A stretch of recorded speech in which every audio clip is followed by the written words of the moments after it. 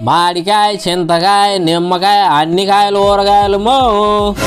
అమ్మ బయట కూర్చొని తింటుంది ఏమో కనపడితే చచ్చే నేను ఆం పచ్చడి దానిమ్మ పచ్చడి నిమ్మకాయ పచ్చడి వస్తున్నా పిలుస్తే ఎందుకు రాను చెప్పండి అమ్మా ఏ టైప్ ఊరగాయ కావాలి రుబ్బిన ఊరగాయ కావాలన్నా నూరిన ఊరగాయ కావాలన్నా ఆవకాయ కావాలన్నా చింతకాయ తొక్కు కావాలన్నా మన దగ్గర ఆల్ వెరైటీస్ అవైలబుల్ ఏ పచ్చడి బాగుంటది ఏదైనా బాగుంటది ఏది ఆ ఆవకాయ కొంచెం ఎట్టి టేస్ట్ చూద్దాం తేనాడమ్మా తిని టేస్ట్ చెప్పండి